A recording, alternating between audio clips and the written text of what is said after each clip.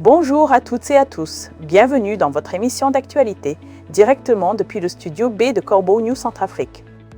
Aujourd'hui, je suis Laure Gabazi et j'ai à mes côtés notre formidable journaliste de terrain, Viviane Beltungu, pour une chronique qui va faire grincer des dents. Viviane, j'ai une phrase pour vous, une phrase qui résume l'absurdité du monde du travail. Vous pouvez travailler 3 mois, on vous paie 1 mois.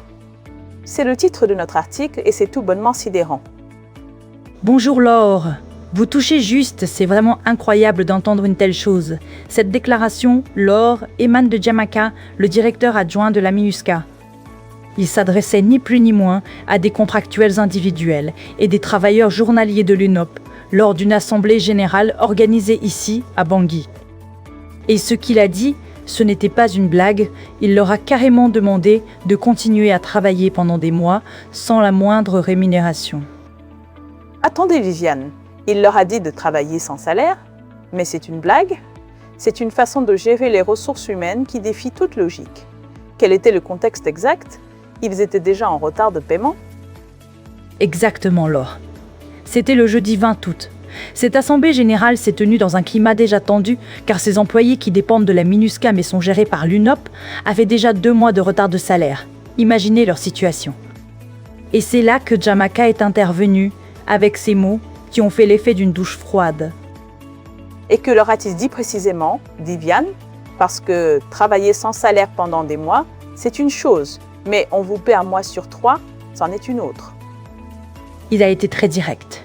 Il leur a demandé de persévérer, de poursuivre leur labeur, même en l'absence de contrat formel. Selon lui, ces employés pourraient travailler 2 à 3 mois sans percevoir le moindre sou. Ensuite, et seulement ensuite, ils ne recevraient qu'1 seul mois de salaire. Le tout en attendant que leur dossier soit traité et remonte jusqu'à New York. Mais quel est le raisonnement derrière une telle demande, New York? C'est d'une complexité ahurissante pour de simples salaires. Comment a-t-il justifié ce délai, Viviane? Il a expliqué que c'était lié au circuit de traitement de l'UNOP. L'organisme commence par calculer les états de salaire, puis il les envoie aux Nations Unies, à New York, pour une validation. Les fonds reviennent ensuite sur le compte de l'UNOP, qui, d'après ses dires, prendrait encore un minimum de 12 jours pour les traiter avant tout versement.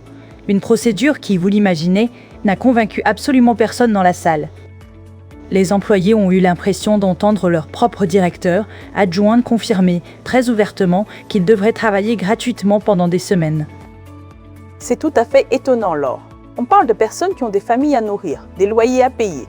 Et ce sont des organisations internationales qui sont censées donner l'exemple. On se demande où est passée la dignité du travail.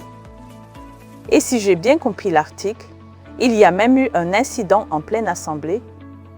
Oui, Laure, la tension est montée d'un cran quelques minutes après cette déclaration. Une employée, prénommée Rita, contractuelle individuelle affectée à un entrepôt, s'est effondrée au sol. Elle a perdu connaissance là devant les représentants de la MINUSCA et de l'UNOP. Oh là là, c'est le corps qui lâche après l'esprit. C'est terrible. Qu'est-il arrivé ensuite à cette dame? Les secours sont intervenus rapidement pour l'évacuer en urgence vers un hôpital de Bangui. Plusieurs des employés présents ont décrit une situation choquante, un véritable choc collectif. Le malaise de Rita est intervenu juste après les propos de Jamaka sur ses mois de travail non payés. Et après cet événement, Laure, d'autres employés ont pris la parole pour partager leurs propres expériences. Certains ont accumulé des dettes importantes depuis 1 an à cause de ces retards de salaire. D'autres luttent pour couvrir leurs besoins essentiels en attendant le virement de l'UNOP. On comprend la colère qui doit monter face à une telle inégalité de traitement. Dites-moi, Viviane, Jamaka a-t-il été interrogé sur ce point précis? Pourquoi seuls les contractuels individuels et les journaliers sont concernés par ces retards? Absolument. Les employés l'ont questionné sur ce point. Ils voulaient savoir pourquoi les staffs nationaux et internationaux de la MINUSCA, eux, ne rencontraient aucun retard de paiement. Seuls les IC et les travailleurs journaliers se retrouvent sans salaire pendant des mois.